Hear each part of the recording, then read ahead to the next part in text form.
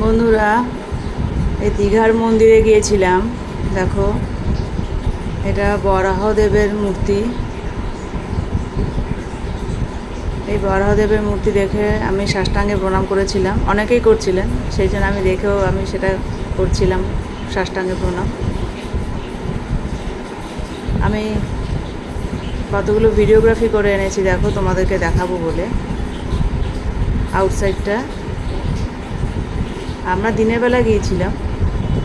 এরকম ছোটো ছোটো এরকম অনেক মন্দির রয়েছে। দেখো, একাদশী মাতার ছবি রয়েছে, মানে মূর্তি রয়েছে, প্রণামীর বাক্স রয়েছে। আর গাছগুলো এত সুন্দর। আমরা দিনের বেলা গিয়েছিলাম, আর সেই জন্য এত ভালো লাগছিলো দেখতে। যদিও বা দেখেছো, মাথার উপর পুরো সূর্য।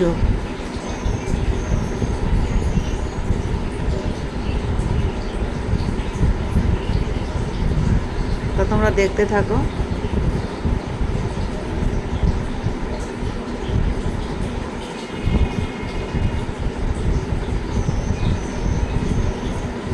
পুরো জগন্নাথ দেবের মন্দির বলে ফিল আসছিল, পুরীর যেরকম জগন্নাথ দেবের মন্দির। এখানে লক্ষ্মী মাতার মন্দির আছে। দেখো, এখানে পদ্ম ফুলের পাতাগুলোকে ওরা পরিষ্কার করছে। এই এখানেও পুকুর বানানো রয়েছে, পদ্মের বাগান আর কি। আর এখানে পদ্ম ফুটে থাকলে কি সুন্দর লাগবে না দেখতে, বলো? আমরা শুধু দেখলাম পাতা রয়েছে আর ছোটো ছোটো কতগুলো ফুল রয়েছে আর কি। সেটা শালুক, লাল শালুক নাকি পদ্ম ঠিক বুঝলাম না আমি। আসলে এত রোদ তো দাঁড়াতে পারছিলাম না। মন্দিরে কিছু কিছু পাথরগুলোর উপর পা দিলে ঠান্ডা লাগছে, আবার কিছু কিছু পাথর গরম আছে। এরকম কার্পেট পেতে দেওয়া আছে।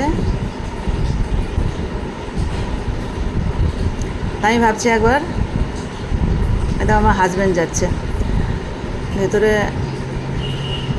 এখানে আবার ক্যামেরা অ্যালাউ নেই, মন্দিরের ভেতরে ক্যামেরা অ্যালাউ ছিল না। আমি বাইরে যতটা পেরেছি করে এনেছি তোমাদের জন্য।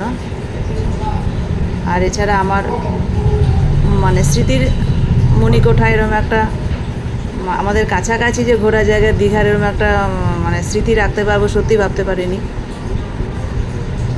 আমি ভেবেছিলাম দীঘার মন্দির ও নর্মালি ক্যাজুয়ালি হয়তো হবে, কিন্তু দেখলাম এসে না, না গো, তোমরা যারা যারা আসবে সবারই মন ভরে যাবে। আমি আবার ভাবছি রাতে আসবো। দিনের তো শোভাটা দেখলাম, দেখেছো সূর্য পুরো মাথার ওপরে, ছায়া কিরম ছোটো হয়ে গেছে দেখো।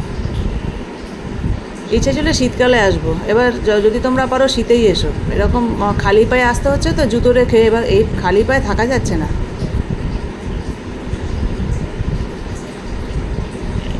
জুতো রেখে এই জায়গাগুলো দিয়ে সোজা তোমায় হেঁটে যেতে হবে। এই জগন্নাথ ধাম সংস্কৃতি কেন্দ্র সোজা একদম।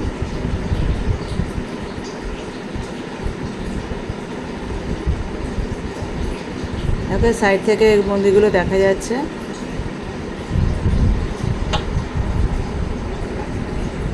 এরা মন্দির জগন্নাথের দর্শন করে এরা ফিরছে আর কি।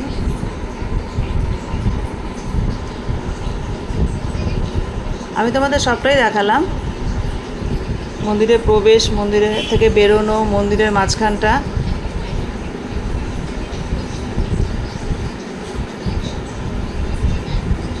আবার তোমরা এই রাস্তা দিয়ে আবার ব্যাক করতে পারবে তোমরা তোমাদের হোটেলে।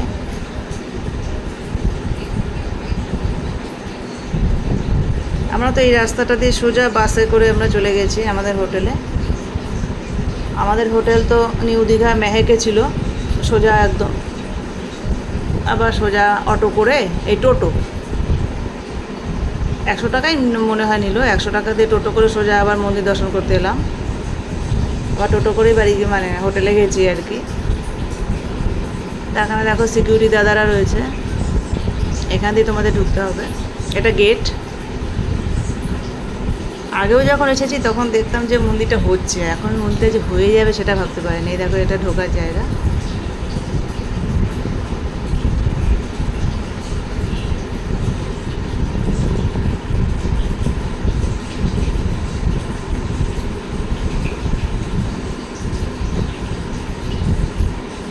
ভেতরে ঢুকে তোমরা এরকম দেখতে পাবে। কান পাতা হনুমানজি, জয় ঠাকুর সবার মঙ্গল করো। আমার হাজব্যান্ডের গোপালকে দেখাচ্ছে, গোপাল দর্শন করো, ভালো করো, রক্ষা করো সবাইকে।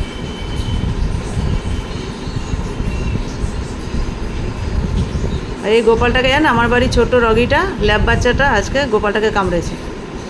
সিংহাসন থেকে পেরে এনে দেখি ও চিবোচ্ছিল, তারপরে ধরে পেটালাম একটু। কি করব বলো, ও তো বোঝে না কিছু।